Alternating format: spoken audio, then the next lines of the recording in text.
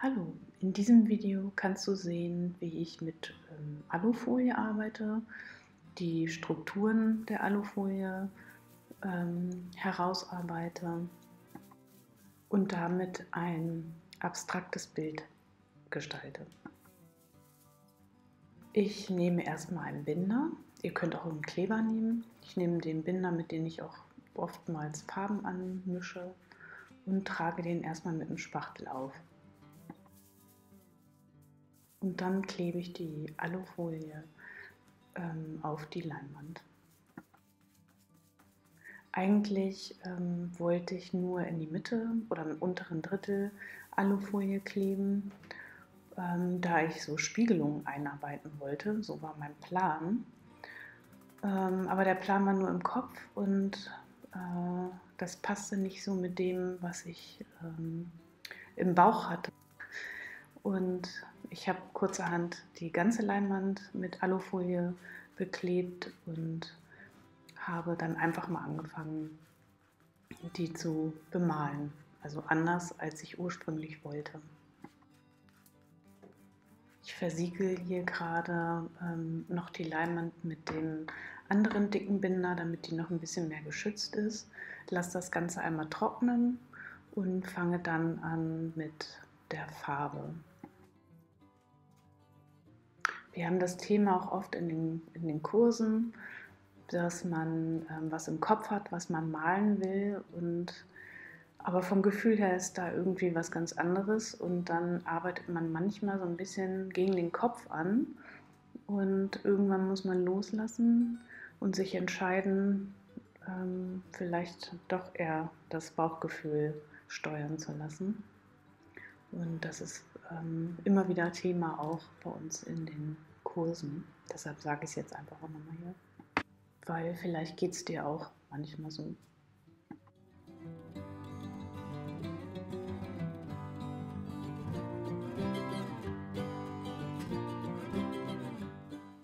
So, jetzt habe ich hier also einen Spachtel in der Hand. Ich habe die Farbe auch mit dem Spachtel aufgetragen und der Farbauftrag ist ganz schön auf der Alufolie, weil die gleitet so hervorragend. Das heißt, du kannst eigentlich ganz leicht die Farbe auftragen.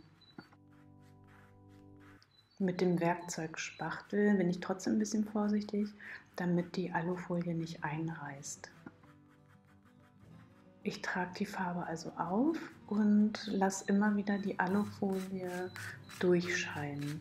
Also mal ist der Auftrag ein bisschen transparent, mal lasse ich die Alufolie ganz stehen. Jetzt kratze ich so gerade über die Struktur, sodass die Struktur noch mal besser rauskommt, und teile mir hier auch schon die Fläche einmal ab. Also man sieht die Leinwand nicht ganz drauf, aber es ist unten nur noch so ein kleines Stückchen. Die ist sehr groß, die Leinwand, die ist 1 Meter mal 40, ist sie, glaube ich. Und leider kriege ich das nicht alles auf die Kameraeinstellung, aber unten ist nur noch ein kleiner Rest zu sehen. Und jetzt habe ich also ein Tuch in der Hand und wische mir wieder Teile weg, weil ich einfach noch nicht so genau weiß, was ich hier eigentlich mache. Ich probiere ganz viel erstmal und deshalb wische ich mir immer wieder Teile weg, so wie hier zum Beispiel, wasche ich mir die Farbe einfach wieder raus. Also ich arbeite eher langsam, ich gucke, was entsteht gerade und lasse es dann erstmal wieder trocknen.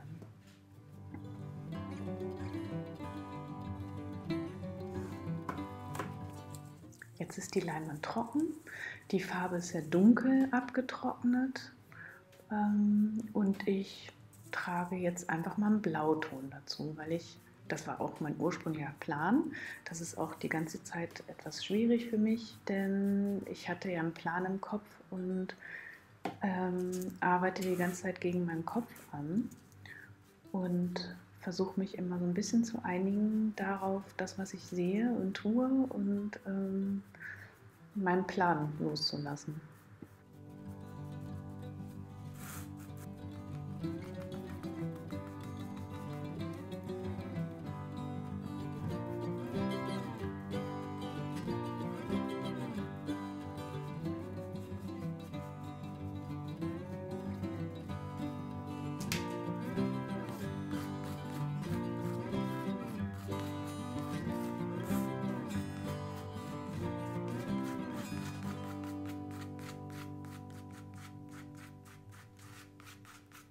Mit dem Spachtel arbeite ich deshalb, weil ich den so schön flach über die Leinwand ziehen kann und dann arbeite ich dabei die Farbe in die Tiefen und in die Höhen und kann dadurch eben die Struktur der Alufolie betonen damit. Und wie ihr seht, ich kann es auch gleichzeitig wieder ein bisschen rauskratzen. So entstehen Zwischentöne, also Mischtöne und Tiefen, Höhen. Die Alufolie scheint durch, dann nehme ich sie auch mal wieder ganz weg. Und das ist ein interessantes Spiel, was da einfach entsteht. Und ich weiß, ich werde noch öfter über die Farbe rübergehen und lasse es dann einfach mal wieder so trocknen und arbeite unten weiter.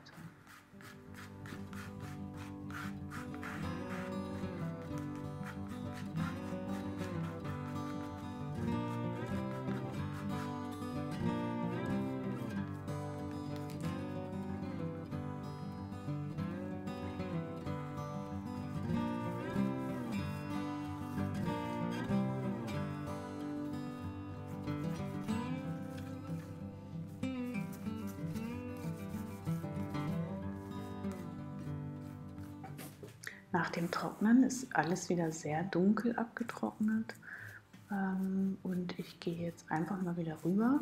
Die Farbe haftet nicht unbedingt so gut auf der Leinwand. Also ich kann zwar kräftig darauf arbeiten, aber ich weiß auch, ich gehe das Risiko damit ein, dass ich sie wieder runternehme. Und das Risiko finde ich jetzt ganz und gar nicht schlimm, weil gerade dann entstehen so Zufälligkeiten und das mag ich gerne in der Malerei.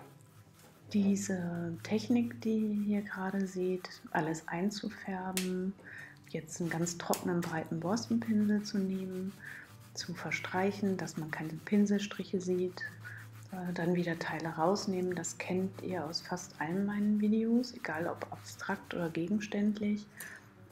Besonders nutze ich das eben auch, oder kennt ihr es vielleicht aus den Meer-, Wolken-, Himmel-Videos. Ich habe mit der Technik mir gerade mit dem Pinsel eine gleichmäßige Fläche geschaffen und jetzt nehme ich eben wieder Teile raus, sodass wieder ein Farbspiel entsteht.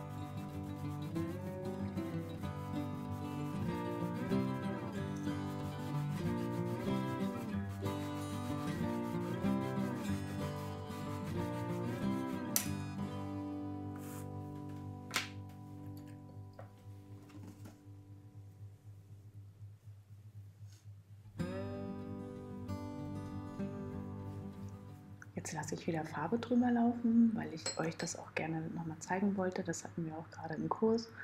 Und deshalb wasche ich jetzt gerade die untere Farbe wieder frei.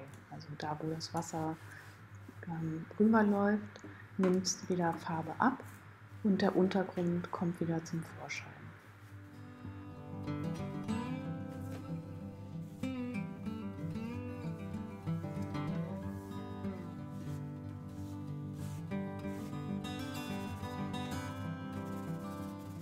Und damit das Ganze nicht zu gleichmäßig ist, nehme ich unten wieder was weg.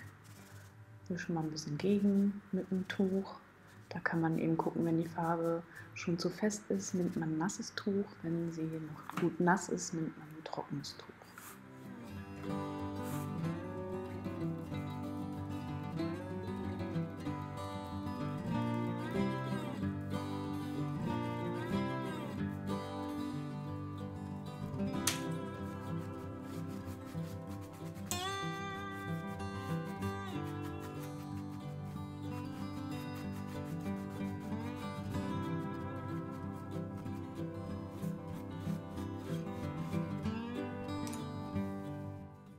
Ich habe es wieder trocknen lassen, es ist wieder dunkler abgetrocknet.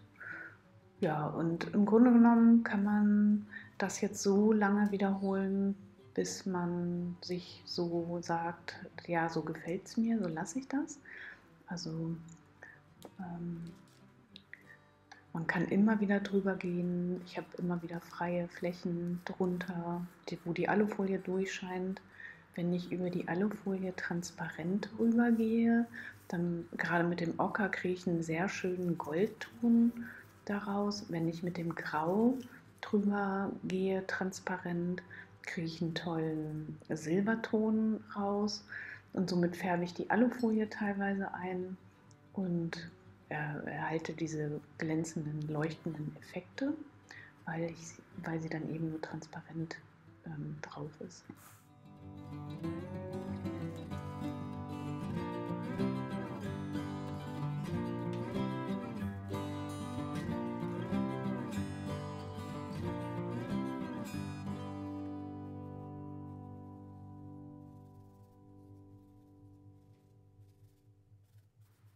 Hier will ich auch noch mal sehen, wie es aussieht, wenn der Farbton, also dieser Rostton ist es ja schon bald, runterläuft und was das oder wie das so aussieht, was für Effekte da so entstehen. Und auch das kann man im Grunde genommen schon wieder so lassen. Ja, aber ich will das doch noch wieder anders.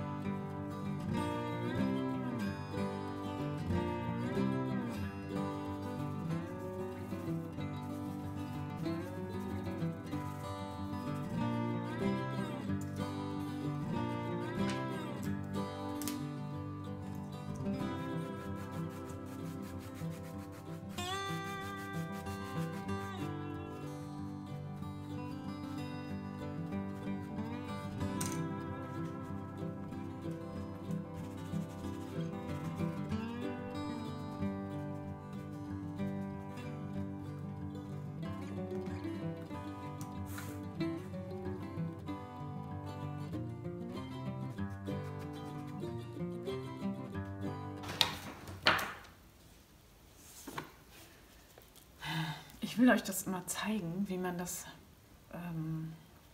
mit dem Rauswaschen macht, aber mir gefällt das in dem Bild überhaupt gar nicht. Und deshalb nehme ich das mal wieder raus, weil ich finde, es passt nicht. Ich mag lieber das, was so entsteht durch Zufall. Und dann sieht es für mich natürlicher aus und das gefällt mir in diesem Bild gerade besser. Also diese Streifen nehme ich jetzt mal wieder weg.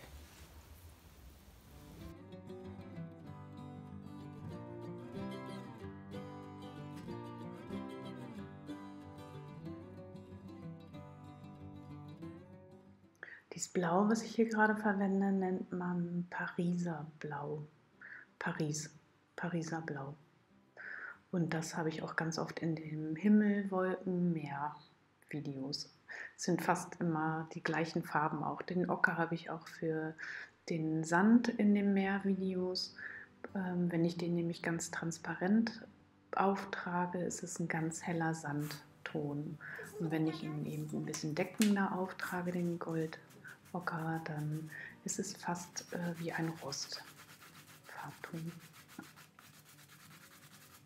Jetzt decke ich hier also erstmal wieder die Farbe ein bisschen ab und tupfe mir dann wieder Teile raus und lasse es da stehen, wo ich es eben sichtbar haben möchte.